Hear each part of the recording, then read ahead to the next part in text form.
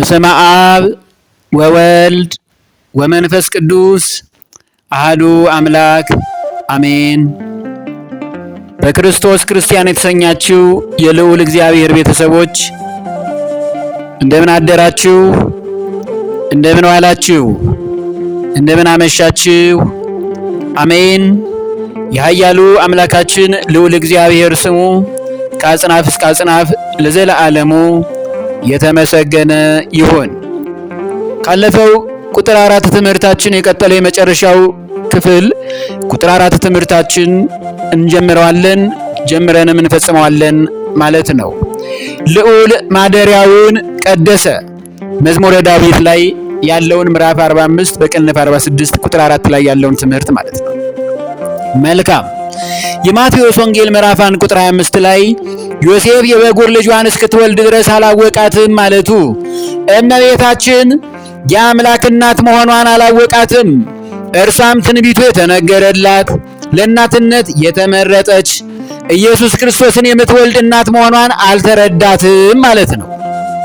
አምላከ እስራኤልን ከወለደች በኋላ ግን አወቃት ወይም ተረዳት። ከተረዳትም በኋላ ስሙን ኢየሱስ አለው፣ አስቀድሞ መልአኩ በነገረው መሰረት። ይሄ ነው።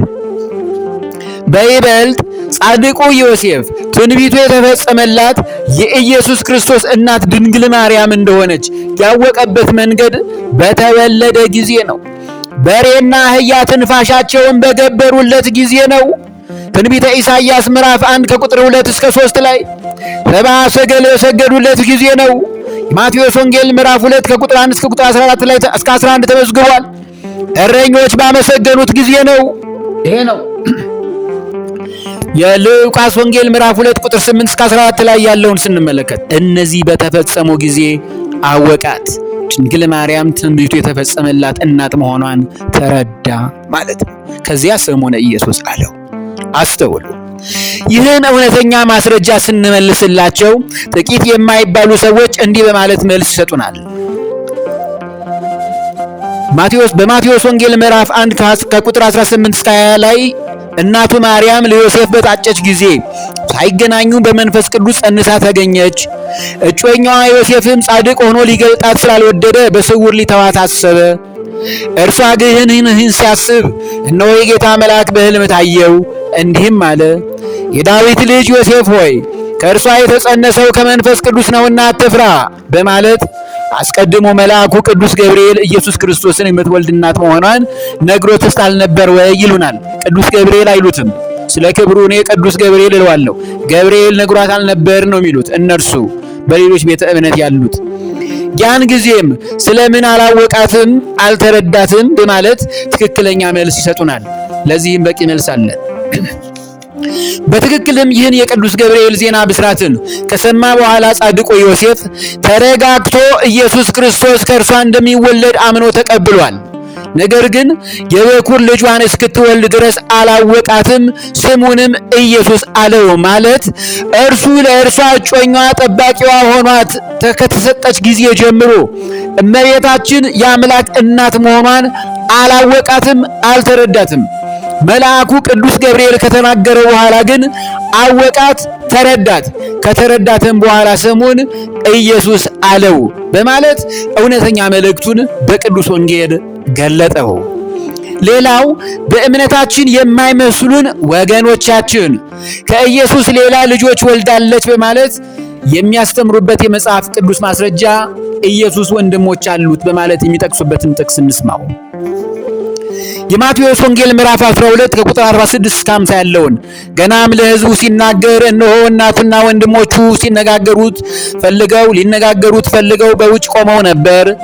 አንዱም እነሆ እናትህና ወንድሞችህ ሊያነጋግሩ ፈልገው በውጭ ቆመዋል አለው። ይህም የአስቆሮቱ ይሁዳ ነው። እርሱ ግን ለነገረው መልሶ እናቴ ማን ናት? ወንድሞቼስ እነማን ናቸው? አለው። እጁንም ወደ ደቀ መዛሙርቱ ዘርግቶ እነሆ እናቴና ወንድሞቼ በሰማያት ያለውን የአባቴን ፈቃድ የሚያደርግ ሁሉ እርሱ ወንድሜ እህቴም እናቴም ነው አለ ነው የሚለው። ይህን ያደረገው የአስቆሮቱ ይሁዳ ነው። ክርስቶስ እናትህ ወንድሞችህ ይጠሩሃል አለው። በተለምዶ ወንድም ስለተባሉ ኢየሱስ ክርስቶስ ወንድሞች አሉት ማለት አይደለም። ጉባኤ ላይ ነው እያስተማረ ነበር ክርስቶስ። እናቴ ወንድሜ እህቴ ብሎ ማንም ሰባኪያነ ወንጌል እንዳያደርገው ይህን ቃል ያንን እስኪፈጽም ድረስ እናቴ ማናት ወንድሞቼስ እነማን ናቸው አለ እንጂ እውነትስ እርሷ እናቱ ሳትሆን ቀርቶ እነሱ ወንድሞች ሆነው አይደለም። ይሄንን ነው ማስተዋል ያለብን። ሁለተኛው ይሄን ጥቅስ ነው የሚጠቅሱልን። ኢየሱስም እነዚህን ምሳሌዎች ከጨረሰ በኋላ ከዚያ ሄደ ነው የሚለው። ይሄ ደግሞ ማቴዎስ ወንጌል ምዕራፍ 13 ከቁጥር 52 ያለውን ጀምሮ ማለት ነው። ኢየሱስም እነዚህን ምሳሌዎች ከጨረሰ በኋላ ከዚያ ሄደ፣ ወደ ገዛ አገሩ መጥቶ እስኪገረሙ ድረስ በእውነት በምኩራባቸው ያስተምራቸው ነበር። እንዲህም አለ፣ ይህን ጥበብና ተአምራት ይህ ከወዴት አገኘው? ይህ የጸራቢው ልጅ አይደለምን? እናቱስ ማርያም ትባል የለምን? እውነት ክርስቶስ የጸራቢው ልጅ ነውን? የጸራቢው ዮሴፍ ልጅ ነውን? አይደለም። እነርሱ የተሰናከሉበትን ቃል ደግመው ነው ለኛ እንደ ማስረጃ የሚነግሩን። እናቱስ ማርያም ትባል የለምን? እዚህ ላይ ልክ ናቸው። ወንድሞቹስ ያዕቆብና ዮሳ ስምዖንም ይሁዳም አይደሉምን? ለእርሱ እነርሱ ወንድሞች ስለሆኑ ነው። በጣም የሚደንቅ ነው። አብሮ ያደገን በእስራኤል ልማድ ወንድም ይለዋል። ወንድሞቹስ ያዕቆብና ዮሳ ስምዖን ይሁዳም አይደሉምን? እንኪያስ ይህን ሁሉ ከወዴት አገኘው አሉና ተሰናከሉበት ነው የሚለው። ዛሬም አይሁዳውያን የተሰናከሉበትን ጸሐፍት ፈሪሳውያን የጠፉበትን ትምህርት ጠቅሰው ይኸው ክርስቶስ ወንድሞች እህቶች አሉት ብለው እንደ ማስረጃ የዛሬዎቹ ፓስተሮችና በሌሎች ቤተ እምነት ያሉት ክርስቲያኖች ይጠቅሱልናል። የተሰናከሉበትን ትምህርት እናስተውል። ኢየሱስ ግን ነቢይ ከገዛ አገሩና ከገዛ ቤቱ በቀር ሳይከበር አይቀርም አላቸው። ባለማመናቸው ምክንያት በዚያ ብዙ ታምራት አላደረገም ነው የሚለው። ይሄ ነው መጽሐፍ ቅዱስ ወንድሞች የሚለውን ቃላት የሚጠቀምበት የግድ በስጋ የተወለዱትን ብቻ አይደለም። የቅርብ ዘመድንም አብሮ ያደገንም ወንድም በማለት የሚጠራው፣ እንደ አባት ሆኖ ያሳደገንም አባት በማለት ይጠራል። ይህንን ማስረጃ ከመጽሐፍ ቅዱስ ኦሪት ዘፍጥረት ምዕራፍ 13 ቁጥር 8 እስከ 9 ላይ አብርሃምም ሎጥን አለው፣ እኛ ወንድማማች ነንና በእኔና በአንተ በእረኞችና በእረኞች መካከል በእኔ እረኞችና በአንተ እረኞች መካከል ጠብ እንዳይሆን እለምንሃለሁ አለው። በልማድ ወንድማማችንን አለው።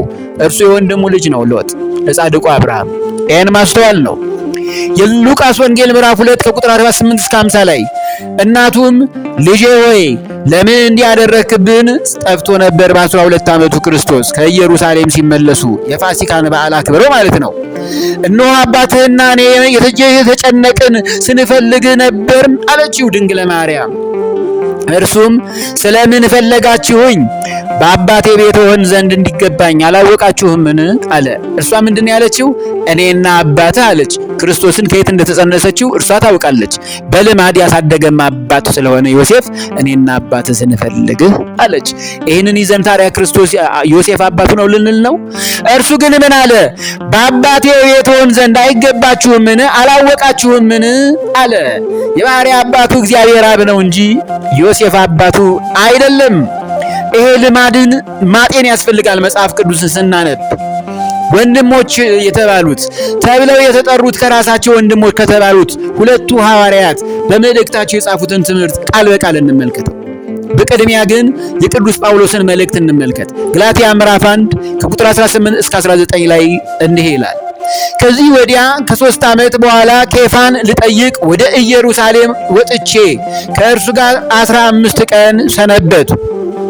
ነገር ግን ከጌታ ወንድም ከያዕቆብ በቀር ከሐዋርያት ሌላ አላየሁም አለ። ቅዱስ ጳውሎስ የጌታ ወንድም የተባለው ያዕቆብ የሥጋ ወንድሙ እንደሆነ እርሱ አያውቅም፣ እንደዚህ ብሎም አያስተምርም፣ እንዳልሆነ ያውቃል። ነገር ግን የጌታ ወንድም የተባለው ይህ ያዕቆብ፣ ዮሳና ስምዖን ሦስቱ ሴቶች ክርስቶስ ከሟች ሚስቱ ዮሴፍ የወለዳቸው ልጆች ስለሆኑ በዚያ ከእናቱ ጋር ሆኖ አድጎ ነበርና ነው። አብሯቸው ስላደገ ነው። እነርሱ ትልልቆች ናቸው፣ እርሱ ትንሽ ነው። ለዛ ነው ይሄን የሚናገረው። ያዕቆብ ምዕራፍ 1 ቁጥር 1 ላይ ያዕቆብ እልፌዎስ ያዕቆብ ምን አለ? ሁለት ያዕቆቦች ስላሉ ነው እልፌዎስ ዘብዴዎስና እልፌዎስ የተባሉ። ይሄ ያዕቆብ ትንሹ ያዕቆብ ዮሴፍ ከሟች ሚስቱ የወለዳቸው ልጆች ያዕቆብ የተባለው የጌታ ወንድሞች የተባለው እስቲ ምን አለ እርሱ? ያዕቆብ ምዕራፍ 1 ቁጥር 1 ላይ የእግዚአብሔርና የጌታ የኢየሱስ ክርስቶስ ባሪያ ያዕቆብ ለተበተኑ ለ12 ወገኖች ሰላም ለእናንተ ይሁን፣ ለ12 ወገኖች ሰላም ለእናንተ ይሁን አለ። ምንድን ያለው? የእግዚአብሔርና የጌታ ኢየሱስ ክርስቶስ ባሪያ ያዕቆብ ወንድም ያላለው አገልጋይ ባሪያ ነው። ሐዋርያ አድርጎ የሾመው ማለት ነው ክርስቶስ። ስለዚህ ክርስቶስ ፈጣሪው ነው፣ ወንድሙ አይደለም። ድንግል ማርያም ምንም አይነት ልጅ አልወለደችምና ይህንን ነው ማሰብ ያለብን። ወንድሙ ይሁዳ ያስቆሮቱ ይሁዳ አይደለው ታዲዮስ ልብዲዮስ የተባለው ይሁዳ ቁጥር 1 ላይ ደግሞ ምዕራፍ የለውም። ምን አለ? የኢየሱስ ክርስቶስ ባሪያ እኔ የክርስቶስ ባሪያ አለ። ወንድምነቱን ደግሞ የያዕቆብ ወንድም የሆነ ይሁዳ አለ። ወንድምነቱን ለያዕቆብ አገልጋይነቱን ለክርስቶስ ያደረገ መልእክተኛ ነው። በእግዚአብሔር አብ ተወደው ለኢየሱስ ክርስቶስም ተጠብቀው ለተጠሩ እያለ ነው አንዷን በቁጥር የተከፈለችውን መልእክት የጻፈው። ይህንን ነው ማስተዋል ያለብን። ስለዚህ ወንድሞቹ አይደሉም። ስለዚህም በእምነታችን የማይመስሉን ወገኖቻችን እመቤታችን ቅድስት ድንግል ማርያምን ከኢየሱስ ክርስቶስ ሌላ ልጆች ወልዳለች ማለታቸው ፍጹም ስህተት ነው። ጳጳስ በተቀመጠበት ወንበር ላይ ቄስ ይቀመጥበታልን? ንጉሥ በተቀመጠበት ዙፋን ላይ ከመኳንንት ከመሳፍንቱ ለመቀመጥ የሚደፍሩ አሉን? በፍጹም አይኖሩም። እንደዚሁ የሰማይና የምድር ንጉሥ ጌታችን አምላካችን መድኃኒታችን ኢየሱስ ክርስቶስ በተዋህደው በእመቤታችን ማኅፀን ቅድስት ሥጋዋ ሌላ ሰው ተወልዶበታል ብለው ለሚያምኑ አምነውም የሚቀበሉ ሰዎች ካሉ ማሰብ የተሳናቸው ደካሞች ሰዎች ናቸው። ደካማ ናቸው ብለን ግን አናልፋቸው። የነገረ ክርስቶስንና የእናቱ የእመቤታችን ቅድስት ድንግል ማርያምን ቅድስናዋን ፈጥነው በመረዳት በንስሐ ካልተመለሱ አስፈሪ የሆነ ነገር ይገጥማቸዋል። ሕይወታቸውም በሥጋ ጉስቁልና ነው የሚያጋጥማቸው። ኋላም በነፍሳቸው ጭምር ትሉ የማያንቀላፋ እሳቱ የማይጠፋ የከፋ ጠረኑ የከረፋ ዘላለማዊ ሞት በገሃነመ እሳት ከጌታችን ፍርድ ኋላ ይጠብቃቸዋል። እጅግ አስፈሪ ጊዜ ነውና ወደ ልባችሁ ተመለሱ። እግዚአብሔር የማንንም ጥፋት አይፈልግምና። አንደኛ ጴጥሮስ ምዕራፍ 2 ቁጥር 6-8 ላይ ምን አለ ቅዱስ ጴጥሮስ? እንግዲህ ክብሩ ለእናንተ ለምታምኑ ነው።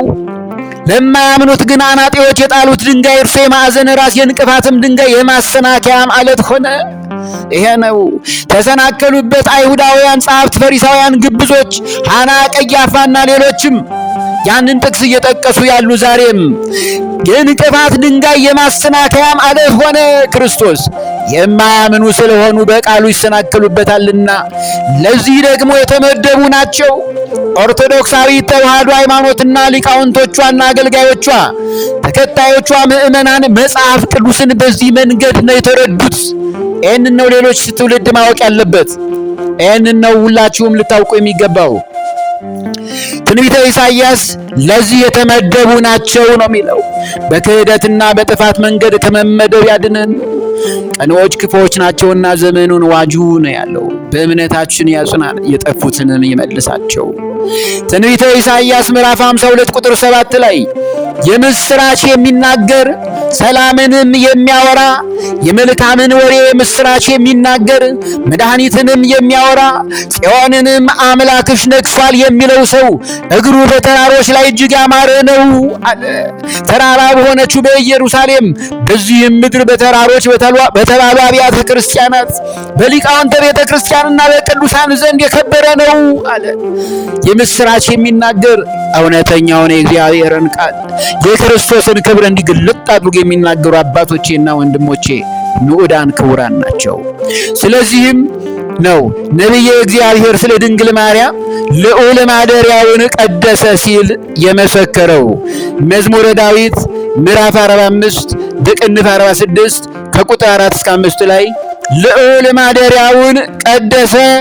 እግዚአብሔር በመካከሏ ነው፣ አትናወጥም። እግዚአብሔር ፈጥኖ ይረዳታል ነው። ስለ እርሷ ክፉ የተነገረ ሁሉ መናወጥ ድንግል ማርያም ጋር አይመጣም። መናጡም መነዋወጡም መታወኩም በእኛው በዚህ በምድራውያን ሰዎች ላይ ይፈጸማል። ይህንን አውቃችሁ ያልተመለሳችሁ ተመለሱ። የተመለሳችሁና ያወቃችሁም የተረዳችሁም በእምነታችሁ ጽኑ። ልዑል ማደሪያውን ቀደሰ። መዝሙረ ዳዊት ምዕራፍ 45 በቅንፍ 46 ቁጥር 4 ያስተማረን የመከረን ኤልሻዳይ ሁሉን የሚችል አምላክ ጌታችን መድኃኒታችን ኢየሱስ ክርስቶስ ክብርና ምስጋና ለስሙ ለእርሱ ይሁን። አሜን። ወስብሐት ለእግዚአብሔር።